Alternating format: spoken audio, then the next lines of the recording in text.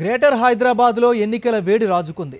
డివిజన్ల పునర్విభజన ప్రక్రియ తుది దశకు చేరుకుంది. ఈ నేపథ్యంలో రాజకీయ పక్షాలు ఓటర్ల నాడి పట్టుకునే పనిలో నిమగ్నమయ్యాయి. హైదరాబాద్లో కార్మిక సంఘాలను మచ్చిక చేసుకునే పనిలో అన్ని పార్టీలు బిజీ అయిపోయాయి. హైదరాబాద్ మహానగరం పొట్ట చేత పట్టుకొని వచ్చిన వారికి అక్షయ పాత్ర లాంటిది.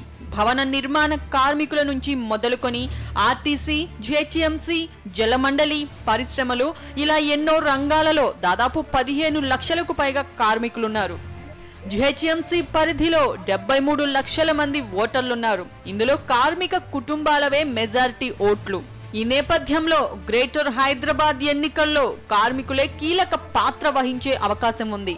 జిహెచ్ఎంసీ ఎన్నికలు సమీపిస్తుండటంతో కార్మికులను వలలో వేసుకునేందుకు రాజకీయ పక్షాలు ప్రయత్నాలు ముమ్మరం చేశాయి. ఆర్టీసీ సమ్మె తర్వాత జిహెచ్ఎంసీ, జలమండలి ఇలా అన్ని కార్పొరేషన్లలో కార్మికులు సమ్మెబాట పడుతున్నారు. కార్మిక సంఘాలు ఇదే అదునుగా భావించి ఆందోళన బాట పట్టాయి. ఆర్టీసీ కార్మికులకు 44% ఫిట్మెంట్ ప్రకటించి అధికార పార్టీ తమ వైపు తిప్పుకునే ప్రయత్నం చేసింది. అదే బాటలో జిహెచ్ఎంసీ పారిశుద్ధ్య కార్మికులు సమ్మె చేస్తున్నారు. జలమండలి కార్మికులు కూడా సమ్మెను ఉధృతం చేస్తున్నారు.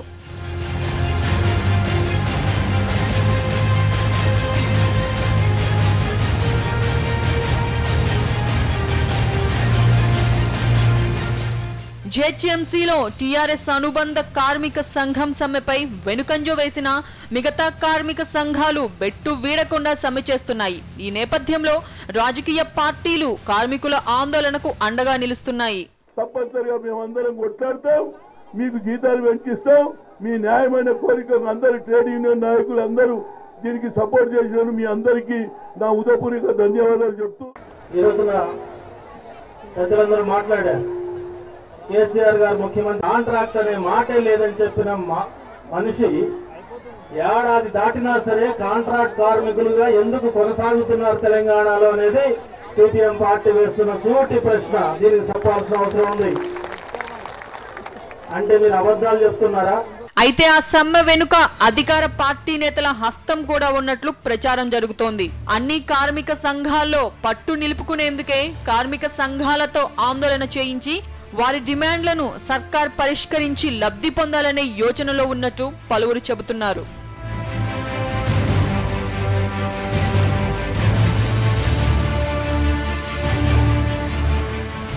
హైదరాబాద్ నగరంలో ఉన్నత విద్యావంతులు ఎక్కువగా ఉన్నప్పటికీ ఎన్నికల పట్ల పెద్దగా ఆసక్తి చూపరు. కార్మికుల పోలింగ్ మాత్రం ఎక్కువగా ఉంటుంది. దీంతో అన్ని పార్టీలు కార్మికులనే టార్గెట్ చేశాయి. ప్రతిపక్షాలు కార్మికుల పక్షాన నిలబడి ఆందోళన చేస్తున్నా మరి కార్మికులు ఎవరి పక్షాన నిలబడతారో వేచి చూడాలి.